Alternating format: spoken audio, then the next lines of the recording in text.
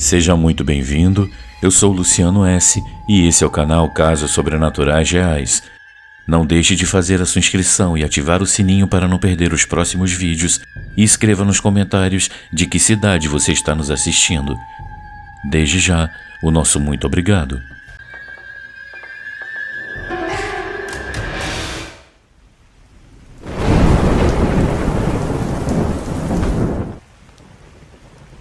O caso da menina desaparecida.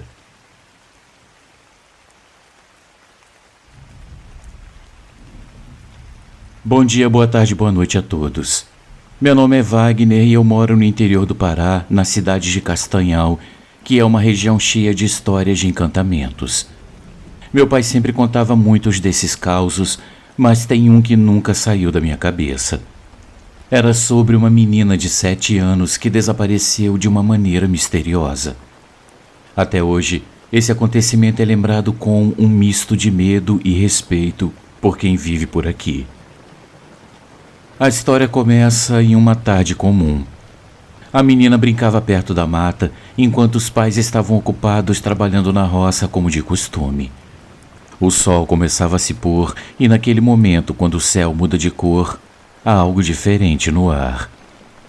Os mais velhos sempre alertavam: nunca deixe uma criança não batizada brincar perto da mata ou de estradas, principalmente quando se aproxima das 6 da tarde. Diziam que esse era o horário em que as criaturas da floresta e até demônios visitavam a terra. Naquela tarde, os pais da menina perceberam que ela não estava mais onde eles a haviam deixado. A princípio, acharam que ela poderia estar se escondendo ou brincando por perto. Começaram então a chamá-la, mas não houve resposta. Com o passar das horas, o desespero aumentou. Todos os vizinhos se mobilizaram para ajudar nas buscas. Eles entraram na mata com lanternas e facões procurando por qualquer sinal da garota. No entanto, a noite caiu e ela continuava desaparecida. Por dias eles continuaram a procurar. Homens da vila chegaram a chamar barcos para vasculhar os igarapés e mangues ao redor. Diziam que talvez a menina tivesse caído na água, mas nem isso adiantou. Era como se ela tivesse sumido da face da terra.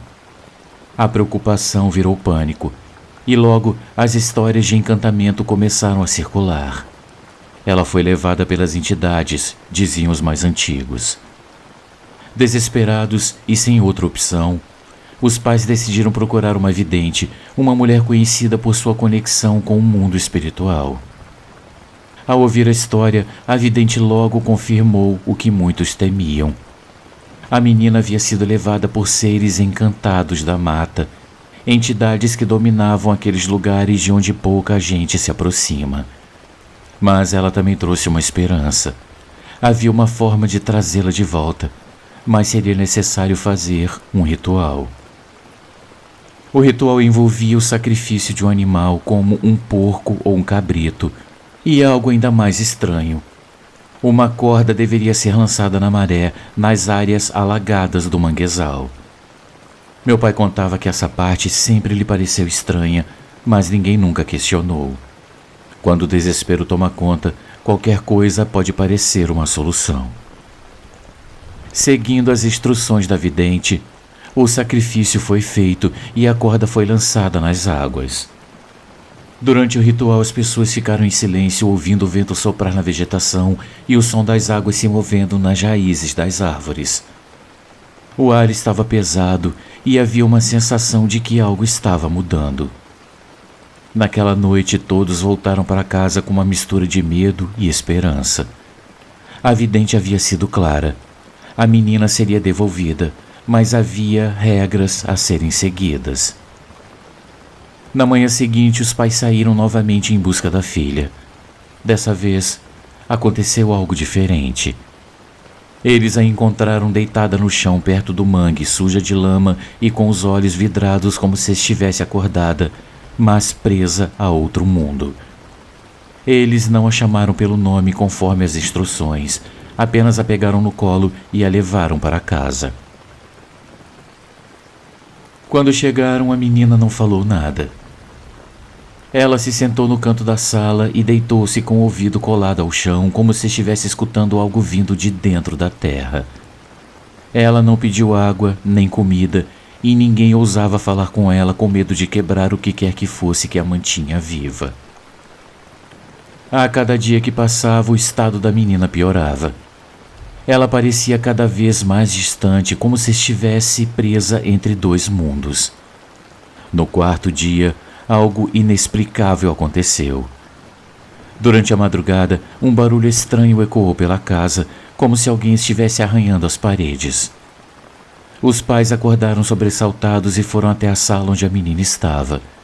Ao se aproximarem, perceberam que o som vinha debaixo do chão, onde ela mantinha o ouvido colado. Era como se algo estivesse se movendo lá embaixo, tentando se comunicar. Meus amigos, nos dias seguintes, os arranhões continuaram sempre durante a noite, e a menina parecia escutar tudo atentamente sem reagir. No sexto dia, uma forte tempestade caiu sobre a vila, e a casa onde moravam foi atingida por um raio, o que assustou a todos. No entanto, a menina continuava imóvel, sem dar sinal de reação. No sétimo dia, ela faleceu. Não houve explicação médica, não havia feridas visíveis, apenas o corpo pequeno e frágil que parecia ter sido esgotado por uma força invisível. Os pais, em choque, aceitaram a morte em silêncio, sabendo que algo muito maior e incompreensível havia ocorrido. Desde então, essa história circula entre os moradores da região. Dizem que em toda a região norte casos parecidos são contados. Para muitos é apenas uma lenda, mas para quem viveu de perto, como meu pai, esses encantamentos são reais. Eles lembram que há forças na natureza que não podemos entender e que brincar com elas pode ter consequências terríveis. Eu agradeço muito a atenção de todos e lhes desejo uma ótima noite.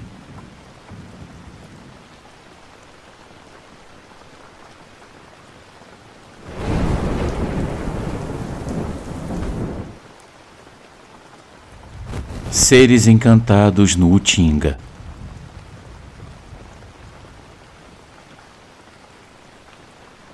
No dia 2 de novembro de 2020, uma experiência mudou completamente a forma como eu vejo o mundo.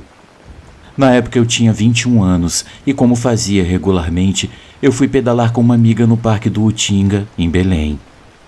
Era um dia claro, o tipo de tarde que parecia perfeita para estar ao ar livre, mas algo naquela manhã já me deixava inquieto. Eu senti uma leve tensão, uma sensação de que o dia não seria como qualquer outro. Eu tentei ignorar, pensando que era só uma ansiedade passageira, mas mal sabia eu que eu estava prestes a vivenciar algo que mudaria minha vida. Entramos na trilha cercados pela mata densa e alta. O ar fresco e úmido da floresta costumava me acalmar, mas naquele dia parecia pesado, quase sufocante. Não muito tempo depois de começarmos a pedalar, eu senti uma presença. Era como se algo ou alguém nos observasse escondido entre as árvores. Eu tentei manter o ritmo, mas meus instintos gritavam para parar. O coração acelerou e um calafrio percorreu a minha espinha. "Você está bem?" a minha amiga perguntou, percebendo o meu desconforto. Eu disse que sim, tentando me convencer de que era coisa da minha cabeça. Mas a cada pedalada, a sensação de estar sendo vigiado ficava mais forte. De repente, eu ouvi um som familiar, algo que eu reconheci de longe. O maracá, um chocalho usado pelos espíritos e entidades da mata. O som era alto e forte, ecoando entre as árvores como se o próprio ar vibrasse ao seu redor. Imediatamente, uma dor de cabeça pulsante tomou conta de mim, me deixando zonzo e desequilibrado. Eu sabia que os encantados estavam por perto.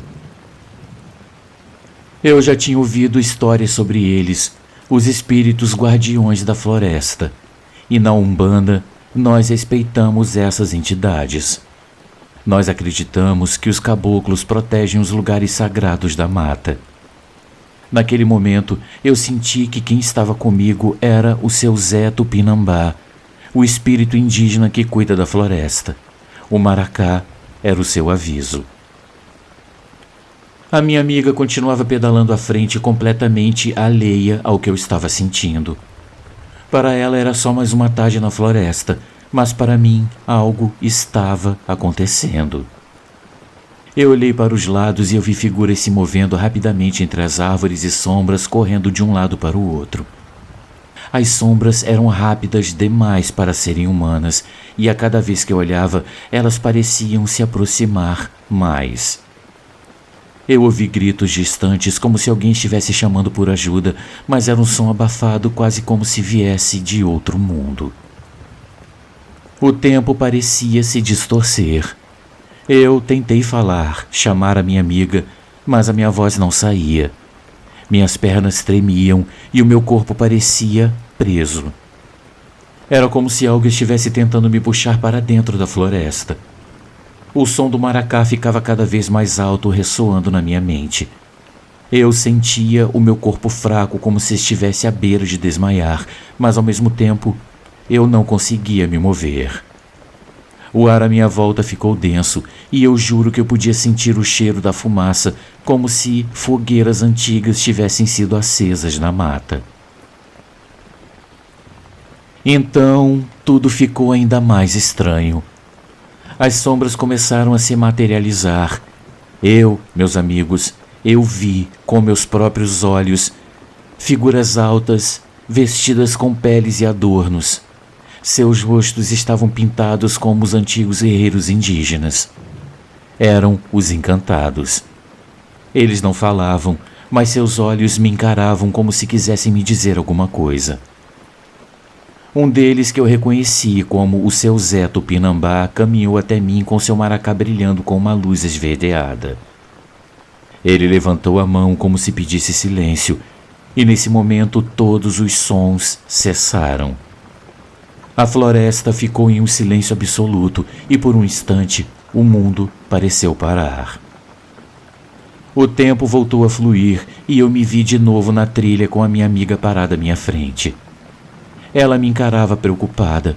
"Você está pálido? O que aconteceu?" ela perguntou, mas eu não sabia o que responder. Tudo o que eu consegui fazer foi balançar a cabeça, confuso. Enquanto nos afastávamos da mata, as sombras pareciam nos seguir de longe, quase se escondendo nas árvores. O som do maracá ainda ecoava suavemente nos meus ouvidos, mas ele estava ficando mais fraco, como se os encantados estivessem se despedindo. Nós achamos que finalmente estávamos fora de perigo, quando já quase na saída do parque, eu vi uma coisa no chão. Era um pássaro morto com as asas abertas, ensanguentado. Eu olhei para o céu e o sol estava desaparecendo, como se um eclipse estivesse começando. A minha amiga mais uma vez pareceu não notar nada.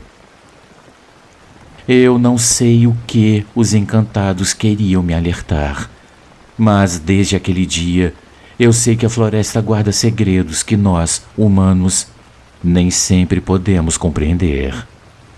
Depois disso, meus amigos, eu passei semanas tendo pesadelos. Eu sonhava com a trilha, com os encantados, e eu sempre acordava ouvindo o som do maracá. Muito obrigado a todos pela atenção.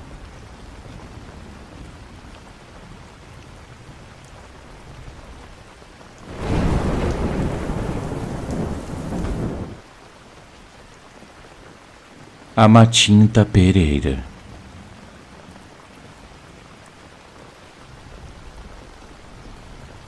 Saudações, Luciane e amigos do canal. Meu nome é William e eu sou do bairro Guamá, em Belém. Desde pequeno eu ouvi o meu avô contar histórias de assombração.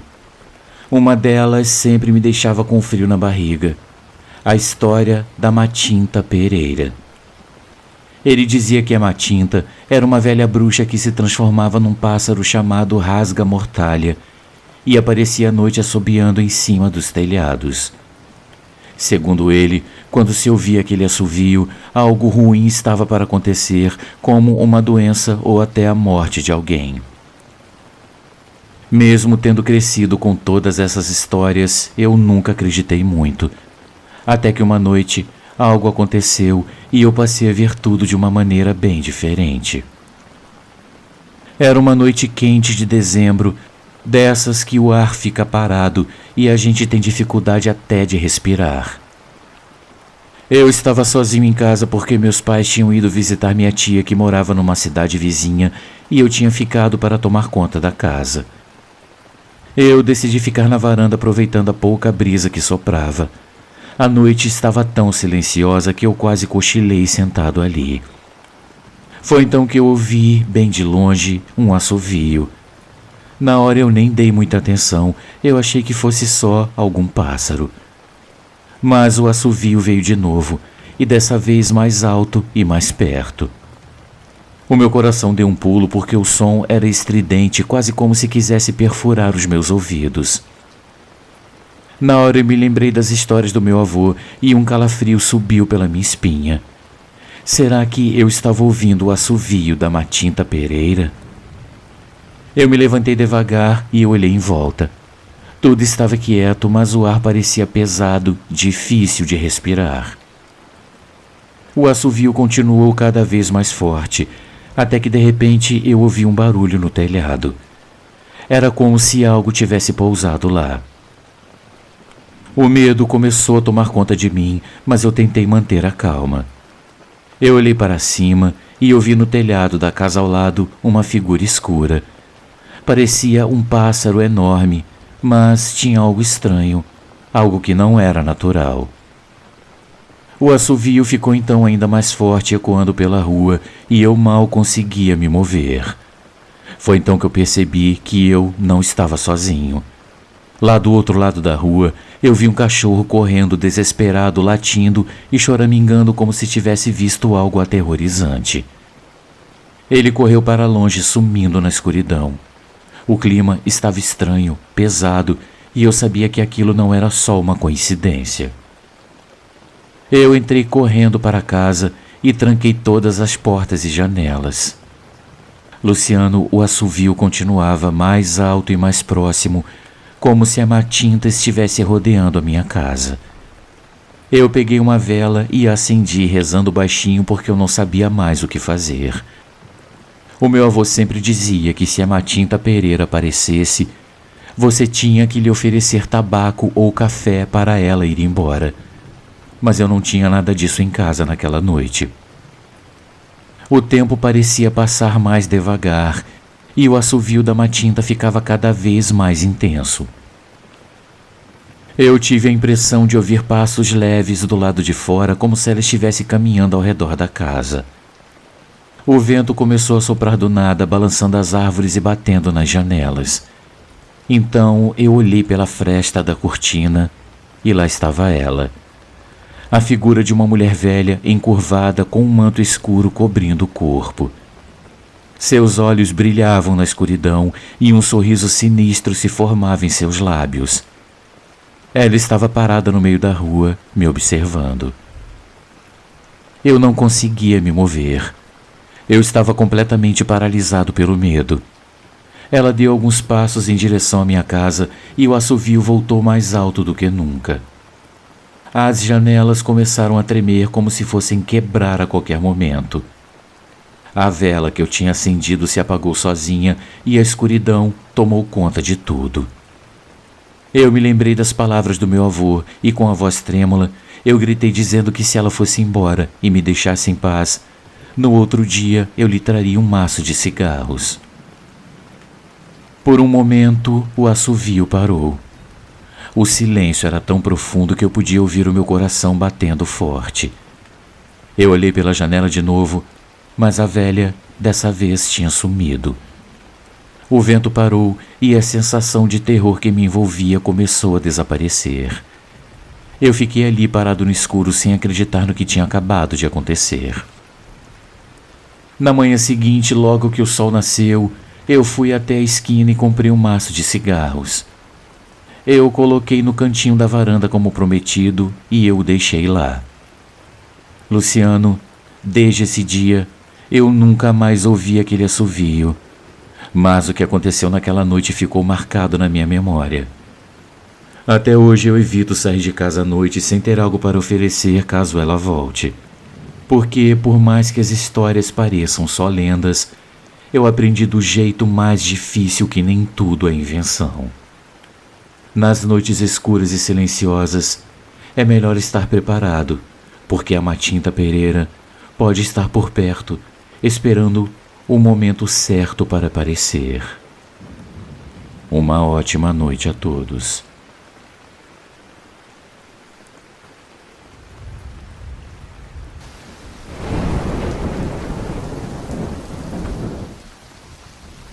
Amigos, uma pequena pausa no nosso vídeo, apenas para lembrar que o nosso canal é um canal independente e que para continuar existindo nós precisamos muito do seu apoio. Existem muitas formas de você ajudar o canal. Uma delas é contribuindo com qualquer quantia utilizando a chave Pix que está aparecendo na sua tela. Outra é se tornando membro contribuindo com apenas R$ 7,99 por mês clicando no link Seja Membro. Você também pode nos ajudar sempre curtindo, comentando e compartilhando nossos vídeos, pois dessa forma a plataforma vai ampliar o alcance do nosso canal e ele será cada dia mais conhecido. Desde já, a gente agradece e agora vamos continuar com o vídeo.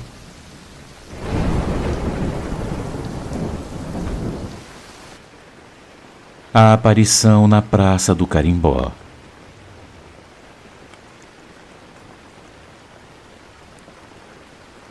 Meus amigos, minha avó sempre foi uma mulher de muitas histórias, daquelas que a gente passa horas ouvindo sem nem perceber o tempo passar. Ela sempre teve uma fé inabalável e acreditava no que muita gente chama de besteira. Mas eu aprendi cedo que quando ela falava, era bom escutar, porque no fundo, essas histórias carregavam algo a mais. Uma das que mais me marcou foi a história de uma aparição na Praça do Carimbó, em Belém. Algo que a minha avó jurava ter presenciado com seus próprios olhos. Ela dizia que era jovem e devia ter uns 20 anos, e naquela época a Praça do Carimbó era um lugar bem movimentado. O povo se reunia para dançar, rir e celebrar o ritmo do carimbó que corria no sangue de todos dali. Mas, segundo a minha avó, nem tudo era alegria na praça, principalmente quando a noite caía. Certa vez, durante uma dessas festas, minha avó estava dançando com um grupo de amigos quando percebeu uma mulher que ela nunca tinha visto por ali.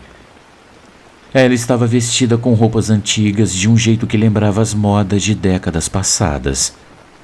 A mulher dançava sozinha, rodopiando no centro da praça, com uma leveza quase sobrenatural, como se seus pés mal tocassem o chão. Minha avó achou estranho, mas pensou que talvez fosse alguém de fora que estivesse visitando a cidade.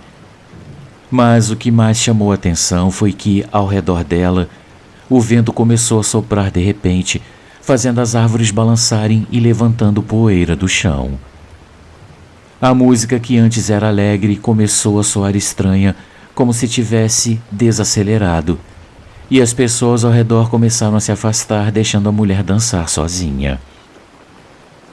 Foi aí que a minha avó reparou nos olhos dela. Eles eram vazios, disse a minha avó, com uma voz que sempre baixava quando ela chegava nessa parte da história.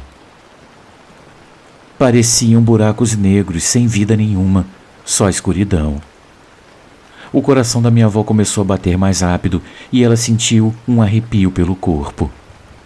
Algo estava errado. Sem pensar duas vezes, minha avó se afastou do grupo e foi até uma amiga mais velha que também estava na praça. Quando ela apontou para a mulher, a amiga ficou pálida. — Tu não viu quem é, Maria? Perguntou a moça quase sussurrando. Minha avó, sem entender, balançou a cabeça dizendo que não. E foi então que a amiga contou a história da mulher que havia morrido há muitos anos, exatamente naquele lugar. Diziam que a tal mulher era uma jovem apaixonada por carimbó e frequentava a praça todas as noites para dançar. Só que numa dessas noites, depois de uma festa, ela desapareceu misteriosamente. Foram dias de busca e só encontraram o corpo dela semanas depois, numa parte isolada da praça perto de umas árvores. Ninguém soube explicar como ela morreu, mas desde então, muitos evitavam passar por ali depois que o sol se punha.